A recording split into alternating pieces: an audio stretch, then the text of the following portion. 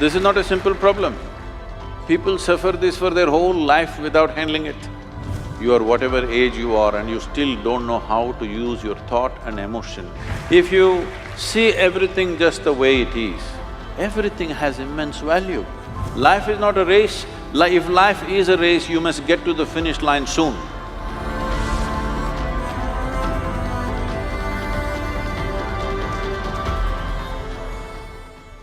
I often find myself in a situation where I'm not happy with myself. I compare my abilities, achievements, and even my appearance with that of others. And I think that's one reason for my low self-esteem.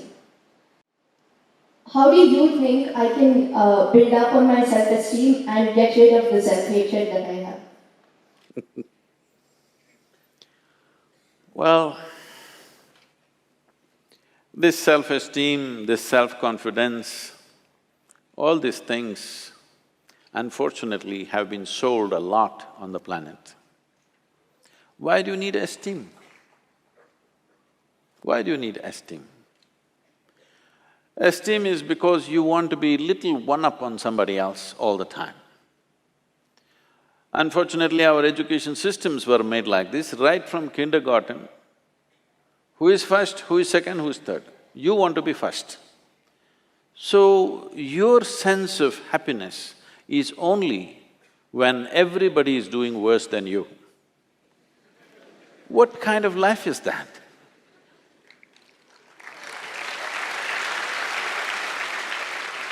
Why are we structuring our lives like this, that if everybody is doing badly, I will feel great? I think it's sickness. Hello? You think it's joy or sickness, please tell me. If all of you are doing badly, I feel great because I am number one now. No, this should go. From an early age, unfortunately, this is being imposed upon a child's mind that you have to be on top of everybody else. This is like, I want you to just imagine if this happened to other creatures. Let's say it happened to the plants and trees and animals. If an ant wants to become like an elephant, that is going to be a terrible ant-elephant, isn't it? Suppose a mango tree wants to become like a coconut tree. It will be a horrible mango tree because with one branch like this, no mangoes will come out of this. A mango tree is like this, a coconut tree is like that. That's how it should be. This has happened because in so many ways, people have put these things into your mind, what is good, what is bad, what is high, what is low, what is up, what is down. Because of this, you have never paid attention to every aspect of life in the sense. Maybe humanities people and lawyers and what are you? Huh? Oh, the accounting people. You never paid attention to these things. I spend a lot of time paying attention to all kinds of creatures, ants and grasshoppers and worms and everything. If you observe, let's say an ant, or let's pick up something little more than an ant, like a grasshopper, it's easier to see him. If you look at him carefully, whoever created this grasshopper has paid as much attention to a grasshopper as they have paid to this one. Please pay attention and see. When the source of creation has given equal attention to ant and you, who the hell are you to think an ant is a lowly creature and you are some superhuman being?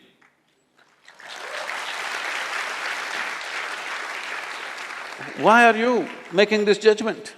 Creation has not made this judgment. You may think you're superior simply because you're in a blatant manner, you're walking on this planet, but that's not true. The fact of the matter is like this. See, if all the worms on this planet, right now if all of them die, all the worms, in about 12 to 18 months, all life on this planet will cease, everything, including you and me.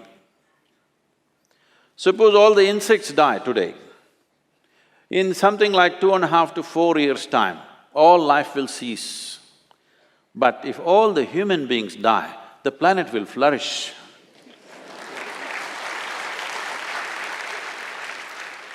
Yes, we make good manure. If human beings go away, right through this building, trees will grow, isn't it? Yes or no? Everything will flourish. So, who the hell is telling you that you are the most significant life? This idea that the cosmos is human-centric is a stupid idea. In this cosmos, even this solar system is a tiny speck. Tomorrow morning, if the entire solar system evaporates, nobody will notice it. That's how small it is. In that tiny speck, planet Earth is a microspeck. In that microspeck, Bengaluru is a super microspeck. In that, you are a very big person with great self-esteem.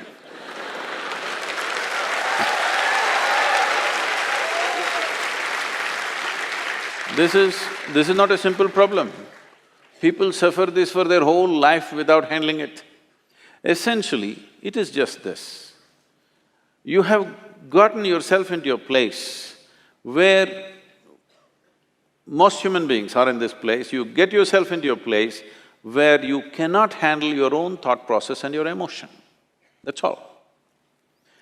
You meet 50, 60-year-old people, they've still not figured how to handle their thought and emotion. These are basic faculties. When the hell are you going to learn how to use your thought and emotion? Suppose you're 20 years of age and you still don't know how to use your fingers, people will say you're handicapped, isn't it?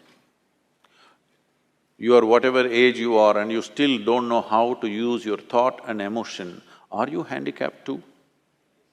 Hello? Are you or are you not? You are, you're crippling yourself. Why has this happened? Is simply because you have made unnatural divisions in the existence, which don't exist anywhere else except in human mind. Yes? Nowhere else does it exist except in human mind. Because you're a little girl, can I call you a little girl? Yes, you can. I'm telling you the boys, she's not a little girl, for me, she's a little girl. When my daughter was growing up, she grew up with me traveling all over the place. When she was 3.5 months of age, she's traveling with me alone. I'm driving all over India with her in the strapped to the seat of the car. So, she grew up like this, and every day we're in some different family. People are wonderful, but there is a problem with the adults. The moment they see a child, they want to teach the child something that's not worked in their life.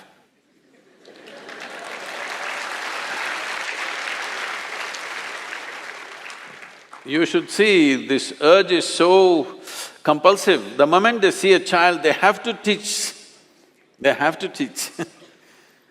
So I made one rule, see, you can play with her as much as you want, you can talk to her, but nobody is going to teach her anything. But Sadhguru, she won't learn anything, ABC at least 1, 2, 3. I said, no 1, 2, 3. Then they said, she won't know how to count even her fingers. I don't care. If she doesn't know how to count her fingers, as long as she knows how to use her fingers, I don't care. She thinks she has 1,000,000 fingers, what's my problem? But they want to teach 1, 2, 3, ABC, Mary had a little lamb. I said, I don't care whether Mary had a lamb or no lamb. You're not going to teach her anything. So nobody taught her anything. She's all ears, everybody treated… because if you have nothing to teach, you have to treat somebody like your equal. So she grew up. By the time she's 2.5, 3 years of age, she can speak in terms of remembering about 700 to 800 names, all adults. She thinks they're all her friends, because everybody spoke to her like she's an adult. And I would not have sent her to school, but my schedule went totally crazy and I had to put her in some school. So when she was 12, 13 years of age, one day she came back home and something that happened at school disturbed her.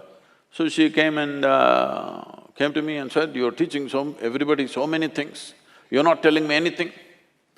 I said, see, I don't do it unsolicited. Now that you've come, just sit down. This is all you have to know. Never look up to anybody. She looked at me like this, what about you, kind of thing. I said, especially me, because the moment you look up to me, you will miss it completely. If you look at me just the way I am, there is a lot of value to it. If you look up to me, what will you do? Probably take my picture and nail it to your wall, like you nailed so many people who are of value in this world.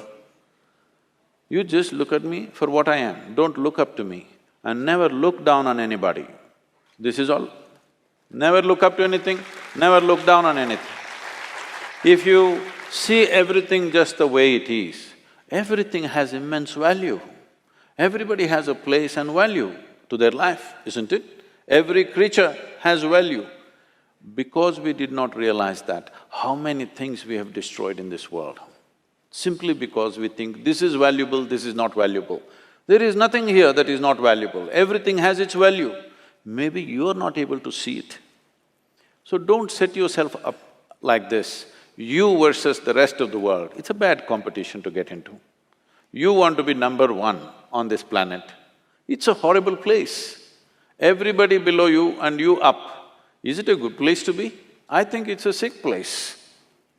This attitude of wanting to be ahead of somebody needs to go.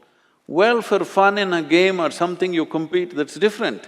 Life is not a competition, life is not a race. If life is a race, you must get to the finish line soon. If you think life is a race, you must be at the finish line today, I can tell you how. You want to go there? No. This is not a race. This is a tremendous privilege that we have come as human beings. This means our ability to experience life is of a much larger proportion than any other creature on this planet. That is the significance of who we are, yes? We can experience life in many more vivid ways than how an ant can experience, how a grasshopper can experience, how somebody else can experience. This is our privilege. Instead of experiencing life, we are trying to win the race. If you win the race, you should be in the crematorium today.